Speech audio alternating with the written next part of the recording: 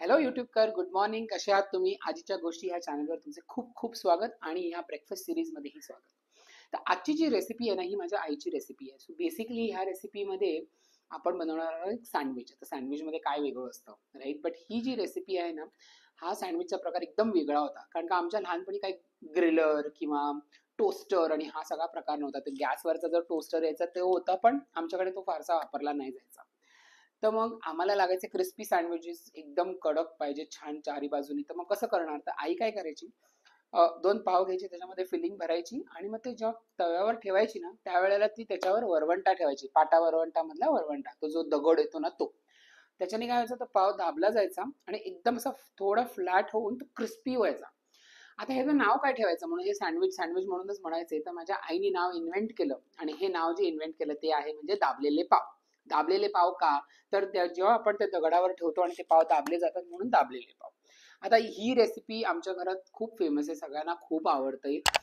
Especially माझ्या भावाला, माझ्या नीसला, सगळे आम्ही खूप आवडीने खातो. तर म्हटलं चला आज ती रेसिपी करून दाखवूया. तर किचनमध्ये जाऊया आणि बघूया दाबलेल्या पावसाठी आपल्याला लागतं काय. तुमच्याकडे वरवंटा नसेल, नो प्रॉब्लेम, तुम्ही नका ठेवू. आपण नॉर्मलच करून दाखवणार. म्हणजे काय, ज्यांच्याकडे वरवंटा आहे, ज्यांच्याकडे वरवंटा नाही आहे, उगाचच प्रॉब्लेम कशाला ना. सोपं करायला पाहिजे, सकाळ सकाळची वेळ आहे. सो चला किचनमध्ये बघूया आपल्याला काय लागतं ते. तर बघूया दाबलेले पावसाठी आपल्याला काय काय साहित्य लागेल. सगळ्यात पहिले म्हणजे आपल्याला लागतील बटाटे. हे बटाटे आपण जसे पोह्याला बारीक कापतो किंवा खिचडीला कापतो तसे कापलेले आहेत. मग आपल्याला लागणार आहे कांदा, बारीक चिरलेला टोमॅटो, हिरवी मिरची, हळद, लाल तिखट, कोथिंबीर आणि मीठ. अरे, अजून काय पाहिजे? आपल्याला पाहिजे ब्रेड. हा ब्रेड आपण घेणार आहोत 2 स्लाइसेस, एक सँडविच करायला. आणि जो मी वरवंटा तुम्हाला आता सांगत होतो ना, तो म्हणजे हा वरवंटा. हा बघा, हा वरवंटा हे आपटून पडून तुटला पण आहे, पण हा वरवंटा आई त्या पावावर असा ठेवून द्यायची, म्हणजे ते पाव एकदम असे दाबले जातात आणि क्रिस्पी होतात.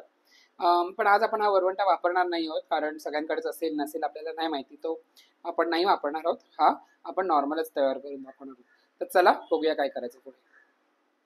तर दाबलेल्या पावासाठी जी आपल्याला फिलिंग लागणार आहे ती आपण पहिली तयार करूया. आपण कढाई गरम करायला ठेवली आहे, तर कढाईमध्ये आपण तेल घालूया. अगदी थोडं घालायचं आहे. तेल आपलं तापलंय, तर आता आपण याचं घालूया बटाटे. हे बटाटे आपल्याला पाण्यातनं काढून व्यवस्थित पाणी निथळून घ्यायचं, नाही तर पाणी उडेल आपल्या अंगावर.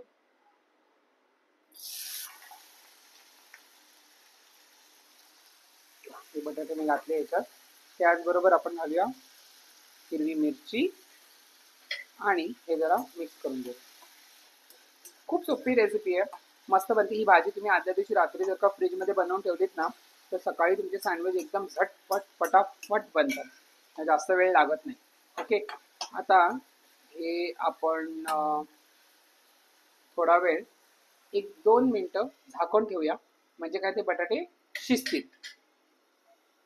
ओके, आता आपण बटाटे बघूया. मस्त वाफ आली आहे. आता या बटाट्यांमध्ये आपण घालणार आहोत हा बारीक चिरलेला कांदा. त्याच्याबरोबर आपण टाकणार आहोत टोमॅटो. आणि कांदा टोमॅटो घातलाय, मग आपण घालणार आहोत मीठ,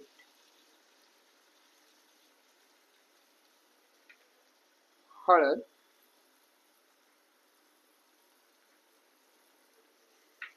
आणि लाल तिखट.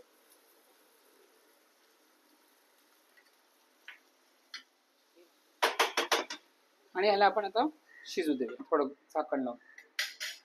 चला बघूया, आपली भाजी झाली असेल, 2-3 मिनिटं झालेली आहेत. वा, काय मस्त सुगंध सुटलाय. तुम्ही बघितलं असेल की भाजी जो आहे ही एकदम सोपी आहे, राईट? ह्याच्यात तुम्हाला जास्त मसाले किंवा चाट मसाला आणि हे ते काही घालायची गरज नाही आहे. ते व्यवस्थित शिजलंय सगळं. थोडंसं पाहिजे तर तुम्ही असं स्मॅश पण करू शकता, म्हणजे काय ते मिळून येतं आणि छान लागतं. त्याच्यात आपण घालूया खूप कोथिंबीर आणि हे व्यवस्थित असं मिक्स करूया. कोथिंबीर टाकल्यानंतर जो एक असा फ्रेग्रन्स येतो ना, वा, मला तो खूप आवडतो. तुम्हाला पण आवडते का कोथिंबीर? मला कॉमेंट्स करून सांगा की तुम्ही सगळ्यात कोथिंबीर घालता का नाही घालता. काही लोकांना नाही आवडत, पण ज्यांना आवडते त्या लोकांनी प्लीज मला सांगा तुम्ही कशा कशात कोथिंबीर खूप घालता आणि तुम्हाला ती खूप आवडते. हे झालेलं आहे बघा, ही भाजी आपली रेडी आहे.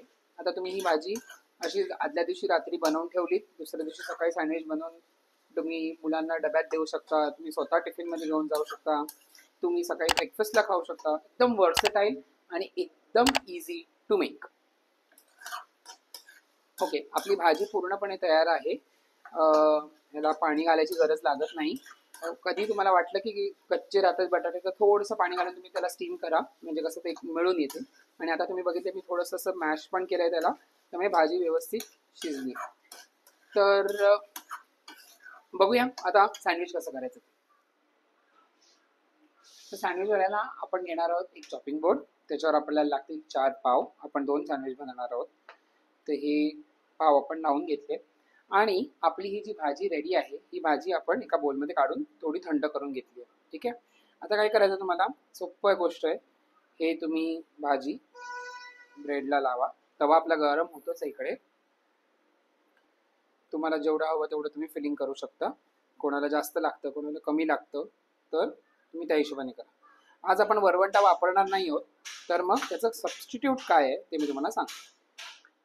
ठीक आहे, ही भाजी आपण व्यवस्थित लावून घेतली. आता ह्याच्यात एक लहान मुलांना जर का तुम्ही बनवून देत असाल ना, तर एक अजून एक गोष्ट तुम्ही ॲड करू शकता, ती म्हणजे त्यांची सगळ्यात फेवरेट चीजचं स्लाइस तुम्ही ह्याच्यावर घातलं आणि मग बंद केलं तर खूप मस्त लागतं. पण समजा तुमच्याकडे चीज नाही आहे तर डोंट वरी, आपण असंच आज आपण प्लेनच करणार आहोत. आता हा दुसरा ब्रेड आहे, हा आपण त्याच्यावर ठेवणार आहोत. आणि सिन्स आपण वरवंटा वापरणार नाही तर आपण काय करायचं, हाताने हे असं दाबून घ्यायचं व्यवस्थित. सो हे चिकटलं पाहिजे. सिमिलरली हा पाव पण हाताने जरा दाबून घ्यायचा. तर हे चिकटलं तुमचं सँडविच प्रॉपर. ओके, आता तवा आपला गरम झाला आहे बऱ्यापैकी. तर हे जे सँडविचची ही जी वरची बाजू आहे ना, ह्याला तुम्ही प्रेस केलं आणि खालची बाजू बघा. ठीक आहे, इथे भाजी आहे. तर आपण काय करायचं, थोडं तूप घेऊया, साजूक तूप घरचं. या खालच्या बाजूला असं आपल्याला तूप लावायचं आहे. ठीक आहे, थोडं अजून घेऊया आपण. आणि हा उचलायचा असा ब्रेड, आणि जिथे तुमचं तवा आहे त्या तव्यावर हे उलटी बाजू ठेवून थोडंसं परत प्रेस करायचं त्याला. सेम थिंग ही बाजू तुपाची खालच्या बाजूला करून थोडंसं त्याला असं प्रेस करायचं. आता ह्याच्याने काय होतं, ह्याच्याने तुमचं होतं की तुमचा जो खालचा बेसचा जो ब्रेड आहे त्याला तूप लागलंय, तो छान क्रिस्पी होण्याला लागणार. आणि आपण हे त्याला असं थोडंसं असं प्रेस करून ठेवून देऊया. 2 मिनटं ह्याला एका बाजूनी आणि मग 2 मिनटं दुसऱ्या बाजूनी करूया आपण त्याला शॅलो फ्राय. लागलं तर मध्ये मध्ये असं साईडनी थोडंसं तुम्ही तूप टाकू शकता. सिमिलरली आपण वरच्या बाजूलाही असं तूप लावून घेऊया.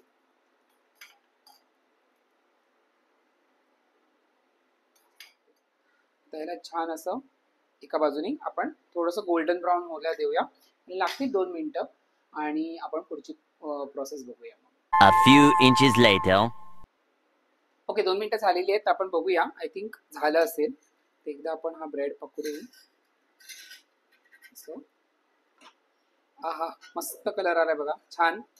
आणि वाव, त्याला थोडंसं असं आपण प्रेस करूया परत.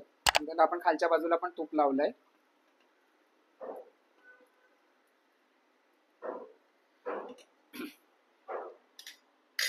थोडं अजून घरगुती तूप आपण सोडू,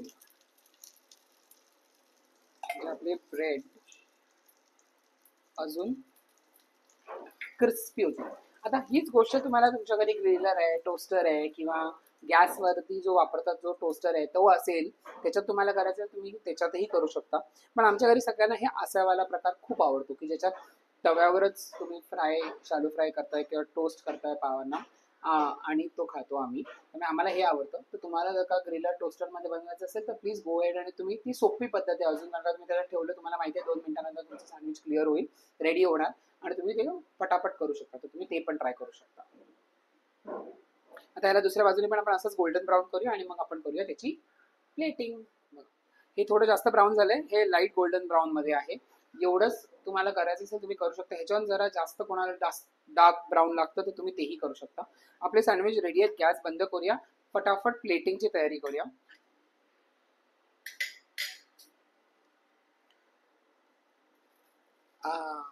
वा, ती क्रिस्पी मस्त, बाहेरून क्रिस्पी आणि आतमधनं सॉफ्ट दिसतंय ना.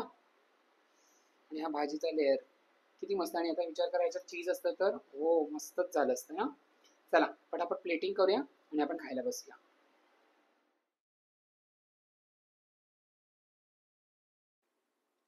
तर तुम्ही बघितलं आपले दाबलेले पाव रेडी आहेत आणि खूप क्रिस्पी आणि मस्त लागतात टेस्टला. मी एक बाईट खाऊनच बघतो, तर मला राहवत नाहीये कारण